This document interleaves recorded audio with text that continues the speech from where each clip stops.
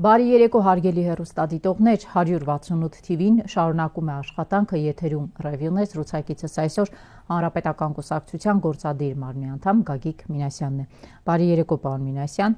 Շնորհակալ եմ հրավերն ընդունելու համար։ Պարոն Մինասյան, այն բանից հետո, երբ Հայաստանը ներկայացնող Նիկոլ Փաշինյանը Եվրոպայի խորհրդի խորհրդարանական վեհաժողովում ելույթ ունեցավ, հայտարարեց Հայաստանը ժողովրդավարության բաստիոն, խոսեց այն մասին, որ Հայաստանի դեմ հիբրիդային պատերազմ է ընթանում եւ ըստ էության նաեւ Եվրոպայի խորհրդի խորհրդարանական վեհաժողովից օգնություն եւ աջակցություն էր խնդրում հիբրիդային պատերազմի դեմ պայքարելու համար։ Դրանից հետո ներհայաստանյան կյանքում մենք տեսնում ենք ընդդիմադիր քաղաքական գործիչների նկատմամբ հալածանքների հերթական թեժացած փուլը։ Երեք օրինակ հայտնի դարձավ, որ Մասիսի համայնքապետը 6 տարի առաջվա գործով, հիմա դատապարտվում է 6 տարի ազատազրկման։ Պարոն Համբարձումյանը Հայաստանում չէ, Facebook-յան ստատուս է գրել, որ գործուղման մեջ է եւ հոկտեմբերի 28-ին կվերադառնա Հայաստան եւ շարունակելու է պայքարը, Ըստ ձեզ, Նիկոլ Փաշինյանը այս սրացումներին գնում է, որովհետեւ արևմուտքից ստացավ համապատասխան աջակցությունը դրա համար, թե սա այլ բանի մասին է։ Գիտեք, իհարկե, առանց այդ աջակցության ինքը այս քայլին չէր գնա, բայց այստեղ կարծում եմ շատ ավելի խորքային խնդիրներ կան, որոնք ներհայաստանյան զարգացումներով են պայմանավորված, եւ այդտեղ առաջինը, որ իր հեղինակությունը կատաստրոֆիկ նվազում է եւ այդ նվազման տենդենսը շարունակական է։ Եվ այդ պարագայում ինքը պետք է անի քայլեր, որպեսզի կարողանա փրկել հեղինակության այն փշուրները, որոնց հիման վրա ինքը կարողանա գնալ ընտրությունների։ Ընդ որում, քանի որ խոսեցինք ընտրությունների մասին, մենք պետք է անդրադառնանք եւս մի կարևոր խնդրի, դա արդյոք ճիշտ է, որ մենք թույլ տանք, որ հարցը հասնի ընտրություններին, թե այնպես անենք, որ այդ ընտրությունները իհարկե որ պետք է տեղի ունենան եկող տարվա հունիսին տեղի ունենան, բայց ինքը չկազմակերպի։ Ես կարծում եմ այդ երկուսի մասին մենք խոսենք։ Տեսեք, աղավնի, քանի որ իր հեղինակությունը կատաստրոֆիկ նվազում է, ինքը վախի ու սարսափի մթնոլորտ պետք է սկսի ստեղծել հասարակության մոտ եւ մեծ դերակատարում ունեցող հանրության տրամադրությունների վրա էապես ազդող մարդկանց հեռացնի այդ հասարակությունից։ Պարզ ասած, տանի լցնի բանտերը։ Եվ երբ որ մենք նայում ենք, թե ինչ է կատարվում հիմա մեր հասարակության հետ, կտեսնենք, որ բազմաթիվ էական նշանակություն, կարծիք ստեղծող նշանակություն ունեցող մարդիկ, դրանք համայնքապետերն են, դրանք մեր սրբազաններն են, դրանք քաղաքական գործիչներն են, մտավորականներն են, նրանք հեռացված են հասարակությունից, նրանք չունեն ուղիղ հնարավորություն հասարակության հետ շփվելու եւ նրանց կարծիքը ձևավորելու։ Այսինքն դիմադրության օջախը ջարդելն է այս տարբերակով աշխատում։ Այո, բայց այստեղ մի հատ շատ կարևոր հանգամանք կա, որի վրա ուզում եմ անպայման ուշադրություն դարձնեմ։ Արդյոք սա իր մտածած տեխնոլոգիան է։ Իհարկե ոչ։ Հազարավոր տարիներ տարբեր բռնապետներ հենց այդպես էլ վարվել են հասարակության հետ իրենց իշխանությունը երկարաձգելու համար։ Սակայն այդ բոլոր բռնապետների ավարտը քաչ հայտնի է բոլորին։ Որոշ ժամանակ հետո հասարակությունը ել ավելի է ըմբոստանում եւ պատիժը, որ անխուսափելիորեն վրա է հասնում այդ բռնապետերին եւ այն մակլավինքներին, որոնք շրջապատել են այդ բռնապետին, շատ ավելի դաժան է լինում։ Ինքը գնում է հենց այդ տրորված ճանապարհով եւ համոզված է գնում է, որովհետեւ իր ցանկացած օրը իշխանական աթոռին իր համար ամեն ինչից վեր է։ Հասարակություն, հայրենիք, պետություն այդ բոլորից ավելի վեր է իր համար իր հերթական օրը իշխանության աթոռին։ Դուք ասում եք Նիկոլ Փաշինյանը գնում է բռնապետերի արդեն տրորված ճանապարհով, բայց փաստորեն ինքն ունի այդ հաջողված փորձ իր աչքի առաջ իշխանությունը պահելու առումով հաջողված փորձ Նիկոլ Փաշինյանը ունի։ Այդ դեպքում ինչ պետք է անի այդքան իմացող ազգային ընդդիմադիր դաշտը, որպեսզի թույլ չտա, որ Փաշինյանը կազմակերպի հերթական ընտրություն այս անգամ 26 թվականին։ Ես իհարկե դրա մասին կխոսեմ, աղավնի, բայց արի անդրադառնանք այն խնդրին, այդ որն են իր հիմնական հաջողության գրավականները։ Առաջինը իհարկե այն ինչի մասին մենք խոսեցինք, անվերապահ աջակցություն արևմտյան ուժերի կողմից եւ դրա համար բազմաթիվ օրինակներ կարելի է բերել, ես բերեմ թերևս ամենացայտունը, երբ անցյալ տարվա հունիսներ կարծեմ ազգային ժողովի դիմաց խաղաղ ցուցարարների գլխին 30 ռումբ պայթացրեց ինքը, որը ընդհանրապես ժողովրդավարության ընդհանրապես դրա մասին խոսելու կողքը դնել ժողովրդավարություն անհնար է։ Այդ նույն ժողովրդավար արևմուտքը ոչ մի ծպտուն չի հանեց, ոչ մի ծպտուն։ Սա իհարկե թև է տալիս իրան եւ մեծ աջակցություն։ Բայց դա չի միայն, դա այն հանգամանքն է, որ ժողովուրդը թունավորված է գունավոր հեղափոխության սինդրոմով։ Եվ երբ մենք ուսումնասիրում ենք մեր դաժան ճանապարհը անցած ժողովուրդներին, վրացական, ուկրաինական, մենք հասկանում ենք, որ այդ թույնը շատ երկար է տևում, բայց գալիս է մի պահ, երբ այդ թույնի ազդեցությունը նվազում է, եւ այդ նվազումը ուղղակիորեն կապված է թե ինչքան սխալներ է գործում իշխանությունը։ Ես կարծում եմ, որ մեզ մոտ հենց այդ փուլն է։ Նկատի ունեք գնում է դեպի նվազման։ Այո, իհարկե։ Որտեղ եք դուք տեսնում դա, որ գնում է դեպի նվազման։ Տեսեք, շատ լավ հարց եք տալիս։ Այն ընտրությունները, թեկուզ եւ համայնքային ընտրությունները, որ իրար հետևից ինքը այդ ընտրություններում պարտություն է կրում, դա հենց դրա վկայությունն է, եւ եթե մենք ժամանակ ունենք խոսելու նաեւ առաջիկայում վաղաշաբաթի ընտրության մասին, ես կփորձեմ համոզել, որ այնտեղ էլ է նույնը լինելու։ Հա, բայց դա չի խանգարում, որ ինքը կրի պարտություն, հետո մի փոքր անցնի ընդհատակ, տա հանգստանալու ժամանակ եւ ընդդիմադիր իրեն հաղթած տեխնացուին կամ արդեն ղեկավարին ուղարկի բանդ։ Այդ մեխանիզմն է գործում բոլոր թիմերում։ Շատ ճիշտ ես ասում, եւ ես քո հետ 100%-ով համաձայն եմ, բայց սա ինչի մասն է խոսում։ Որ աշխատող տարբերակը ձևը ընդդիմադիրներին լիկվիդացնելու եւ իշխանությունը պահելու այսքան երկար ժամանակ էս մարդը ունի։ Տես, ես քո հետ համաձայն չեմ եւ կատեգորիկ համաձայն չեմ, Ինչու՞։ որտեւ դա ունի վերջ եւ սա ինքը աշխարհում առաջի բռնապետը չի։ Բոլոր բռնապետներն այդ ճանապարհով անցել, բոլոր։ Վերջը ո՞րն է, պարոն Մինասյան։ Վերջը այդ բռնապետին դատապարտելը, ընդ որում օրենքով սահմանված կարգով։ Որպեսզի կարողանան նրան օրենքով սահմանված կարգով դատապարտեն, պետք է նրա ձեռքից իշխանություն վերցնեն, բայց ինքը արդեն ինչ է անում։ Միջև ընդդիմությունը որոշում է ինչպես պայքարի, իմպիչմենտի ենթարկի, չենթարկի, դեռ այդ հարցում չկա 100%-անոց հստակ քայլերի ռազմավարություն։ Նիկոլ Փաշինյանն է մշակում քայլերի ռազմավարություն։ Ինքը արդեն խոսում է այն մասին, որ Մոլդովայի սցենարով այո կարող են նորաստեղծ ուժերը,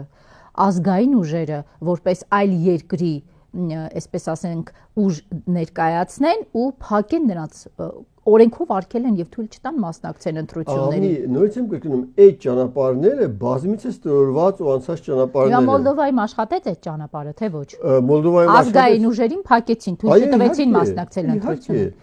Բայց դա վերջը չի։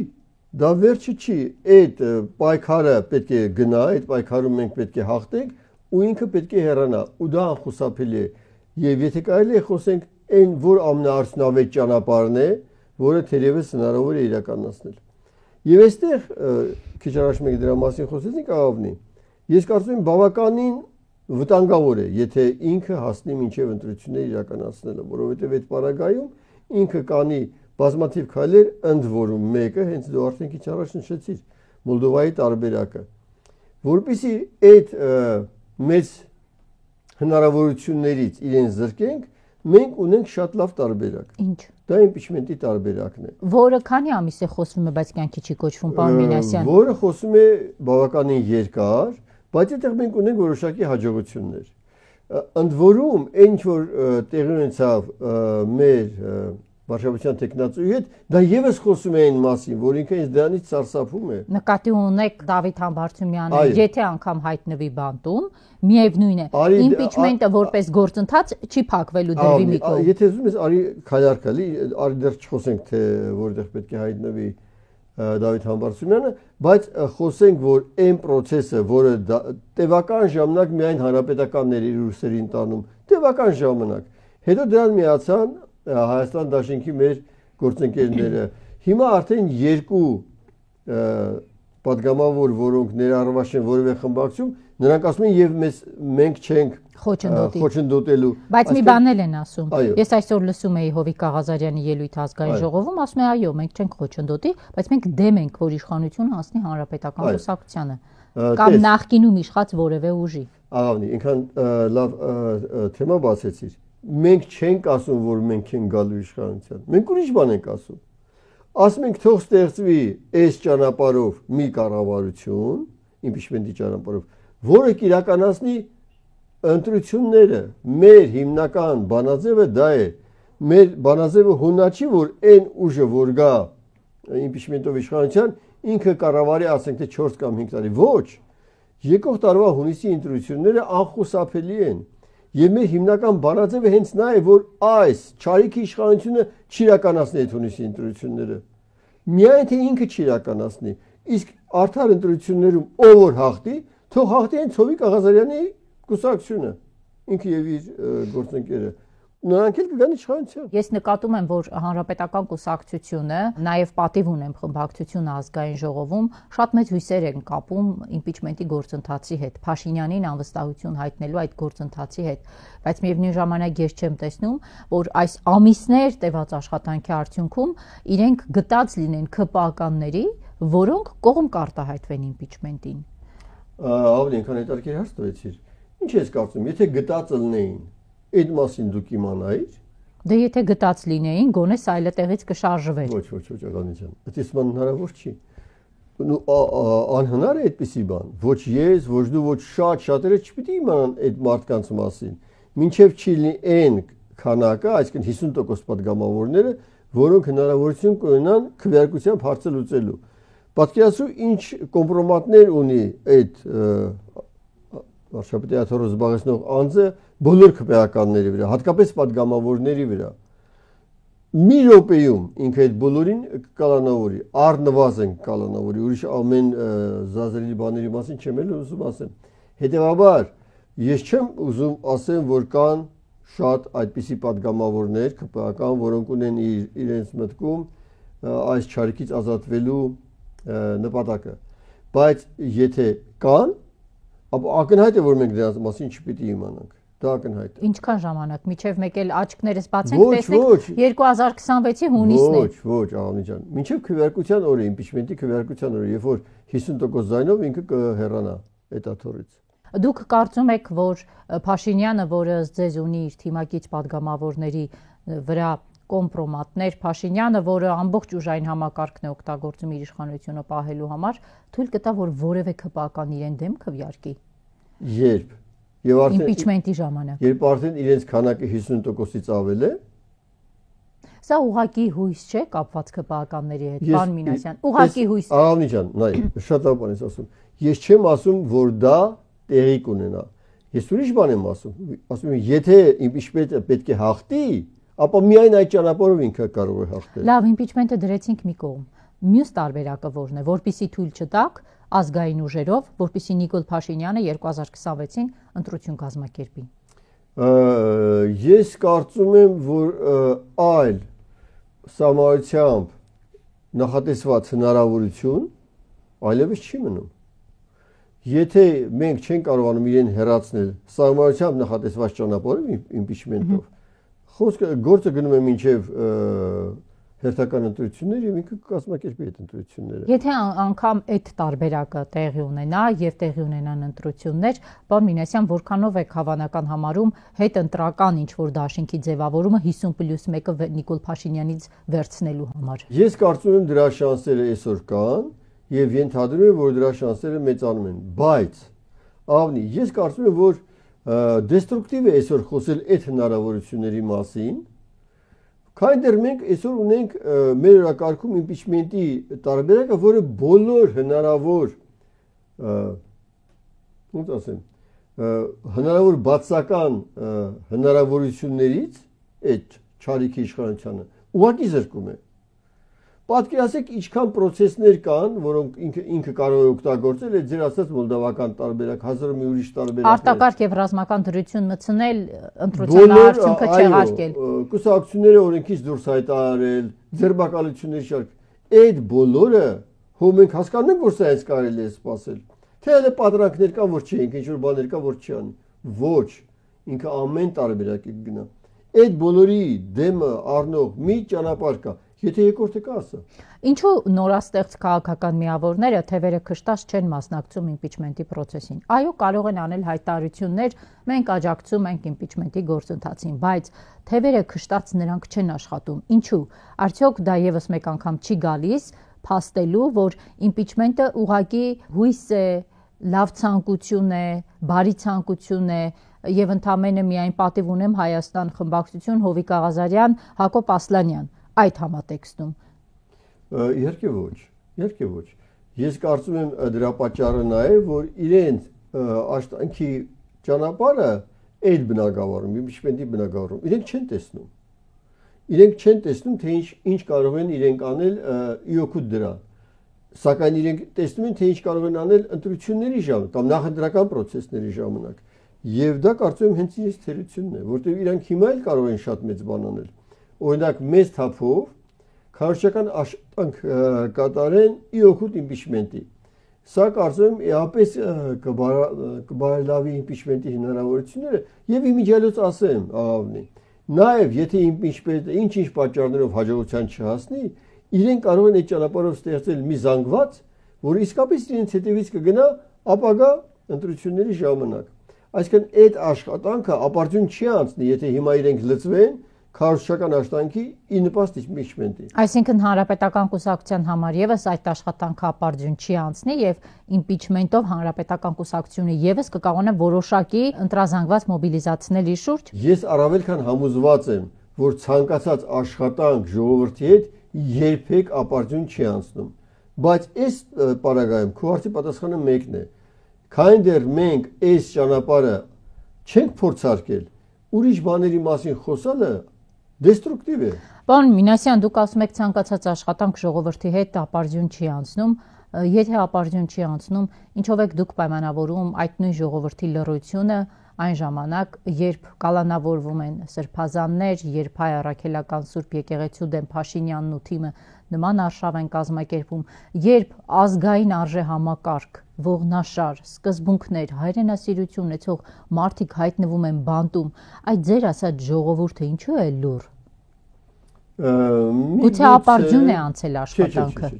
Միգուցե ես կտամ երկու պատասխան իրար փոխլրացնող։ Առաջինը այդուհանդերձ այն վախի ու սարսափի մթնոլորտն է, որը այս Չարիքի իշխանությունը ստեղծել է, որովհետև տեսնում է ժողովուրդը, թե ինչ անմարդկային վերաբերմունք է ինքը ցույց տալիս բոլոր այն մարդկանց նկատմամբ, արդեն 40-ից ավելի քաղբանտարկյալ։ Այո։ Միայն Գյումրիի դեպքով 15-ից ավելի կալանավորված։ Այդ արի մի քիչ ավելի մանրամասն խոսենք։ Գյումրեցիները ոտքի կանգնեցին, չէ՞, իրենց ընտրված քաղաքապետին պաշտպանելու համար։ Եվ պատասխանը 15 եւ ավելի մարդիկ, որոնք ընդհանրապես ընդհանրապես միայն բան են ասում են այ մարդ, այս մարդուն այսպեսի դաժան վերաբերմունք ցույց մի տվեք, դուք մարդասպանների նկատմամբ այսպեսի վերաբերմունք ցույց չեք տալիս։ Այդ մարդիկ կալանավորված են։ Եվ սա էլի եմ ասում, բռնապետի դասական մոտեցումն է, խնդիրներին բռնապետի դասական մոտեցումը, բայց սա վերջ ունի։ Գոնե աշխարհի պատմությունը ասում է, որ սա վերջ ունի։ Եվ երկրորդ հանգամանքը, որը էլի պիտի ասեմ, դա արևմուտքի ահավոր աջակցությունն է այս բռնապետին, ահավոր, եւ մարդիկ դա էլ են տեսնում։ Տեսնում են, որ այն այլանդակությունները, որ ինքը անում է, ընտրված քաղաքապետերի նկատմամբ, արևմուտքը ջուրը բերանն է առել։ Այս երկու հանգամանքները շատ կարևոր են, որպեսզի մենք հասկանանք մեր ժողովրդի վերաբերմունքը։ Բայց նորից եմ կրկնում, դա կարևոր է, բայց վերջնական լուծումը դրանից չի կախված։ Վերջնական լուծումը կախված է ժողովրդի վճռականությունից։ Որ ժողովրդի, որը այդ վճռականությունը չի ցուցաբերում այն ժամանակ, երբ իր օծյալ վեհապարի շուրջ այսքան բան է կատարվում, այդ նույն ժողովուրդը պետք է հեղեղած լիներ Էջմիածին տանող ճանապարհը, մայր տաճարը, ուր են այդ մարդիկ։ Անի, արի խոսենք այն դրվագներից, որը մեր աչքի առաջ է։ Օրինակ, այդ նույն ժողովուրդը Գյումրիում ոչ ասեց։ Գյումրին մեր պետության երկրորդ քաղաքն է։ Ոչ ասեց, համաձայնվի դրան։ Ես առավել քան համոզված եմ, որ այս Չարիքի իշխանությունը մեր ժողովուրդը ոչի ասել նաև վաղարշապատի ընտրություններում, առավել քան համոզված եմ։ Եթե նպատակահարմար գտնես, մի քիչ դրա մասին խոսենք։ Եվ առավել քան համոզված եմ, որ այն վաղարշապատում,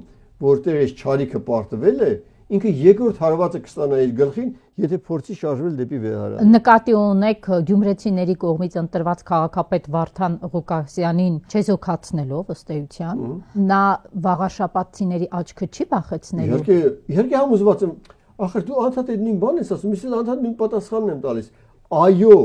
բռնապետերի գործիքակազմը դա է, բայց բռնապետերի վերջը խայտառակ պարտությունն է։ Նկատի ունեմ վաղաշապատի վրա սա հոգուտ քպականների չի աշխատելու։ Կարծում